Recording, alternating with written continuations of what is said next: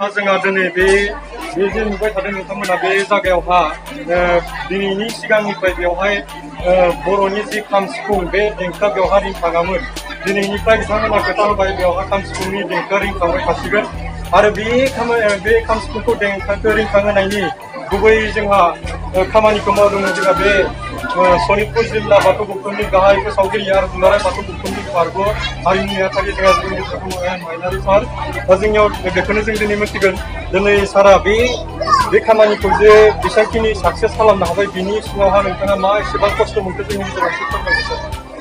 खुलुमबाय बाथौ बिबुंसारनिसिम बे रादाबखौ लाफैनो थाखाय रोजा रोजा साबायखर बावनाय थाबाय। आं एहेम गोरा हायनारि सनितपुर जिल्ला बाथौ गौथुमनि गाहाय फोसावगिरि आरो दुलाराय बाथौ गौथुमनि बारग' हारिमु नेहाथारि। जोङो बे खामानिखौ दिनैनि बे जे मोनसे जोंहा नामघराव बाथौ गायसननो हाबाय बे खामानिखौ जाफुंसार होनायाव आङो बे आनसलिकनिनो गोदानै दाफुंजानाय जोंहा गाहाय नेहाथारि मानगोनां बिथां जोंनि रायदाव सिजौआरि बिथांनिफ्राय गोबां मदद मोनदों आरो बिथाङा गोबां खस्थ' खालामदों आंजों लोगोसे आरो लोगोसे खुंथिगिरि मानगोनां बिथां जोंहा गलाधर ब्रह्मचारि बिथाङाबो गोबां मदद होदों आरो गोबां खस्थ' खालामदों। लोगोसे जोंहा आफादगिरि दङ दानेश्वर बर' आरो जोंहा फोसावगिरि दं बे आनसलिकनिनो जोंहा गुनिराम दैमारि बिथाङाबो गोबां खस्थ' खालामदों। जों लोगो भागै बे ओनसोलाव गोबां खस्थ' खालामनानै जों दिनै संसार खालामगासिनो दङ फोसावगासिनो दङ। बेबायदिनो मोनसे समाव गुबुन धोरोमाव थांनाय संकरीय बैष्णव धोरोमाव थांनायफोरखौ जों दिनै बाथौआव जों दिनै लाबोनो जोङो नाजागासिनो दं आरो जोङो माखासे गोबां गामिखौ जों लाबोनो हाबायबो।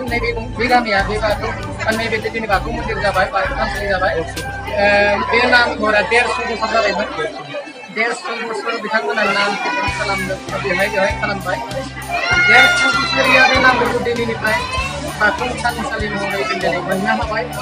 बे जोंनि दुलाराय बाथौआरिफोरनि थाखाय जोबोद मोजां रादाब होननानै आं सानो आरो।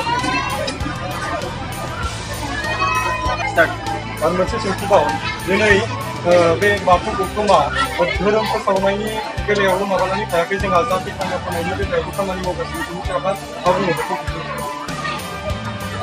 बर' जाथि थांना थानांगौब्ला जाथि हिसाबै जोंनो बाथौ धोरोमखौ नांथारगौ। बाथौ धोरोमा थाथारनांगोन आरो बाथौ धोरोमा थायोब्लासो जों जाथि हिसाबै जों बुहुमाव गेरेमसा हारि गोथां हारि हिसाबै जों थांना थानो हागोन। आरो बे ओनसोलाव बाथौ धोरोमा गैयैखायनो बर'नि रावा गोमालांदोंमोन, बर'नि गाननाय जोमनाय गोमालांदोंमोन, बर'नि खाम सिफुं गोमालांदोंमोन आरो बर'नि गासैबो हारिमुवा गोमालांदोंमोन। ओमफ्राय दायो बाथौ धोरोमा फैनाय लोगो लोगोनो बे ओनसोलाव जोंहा बर'नि हारिमुवा बर'नि गाननाय जोमनायफ्रा बर'नि खाम सिफुं सेरजा जथा बेफोरो हारिमुवा दिनै गिदिंफिनबोबाय आरो बर' हारि हिसाबै जाथि हिसाबै थांना थानो थाखाय जोंनो बाथौ धोरोमखौ जोङो नांथारगोन आरो अब्लासो जोंहा बर' हारि हिसाबै बुहुमाव जोङो थांनानै थानो हागोन। बे खोथाखौ जोङो दुलाराय बाथौ गौथुमनि जानानै आरो लोगोसे सनितपुर जिल्ला बाथौ गौथुमनि जानानै बे ओनसोलाव गासैबो बर' गामि गोथौ बर' गामियाव जों बे खोथाखौ जों बुजायगासिनो दङ आरो रायजो राजाफ्राबो गनायनानै लागासिनो दङ आरो।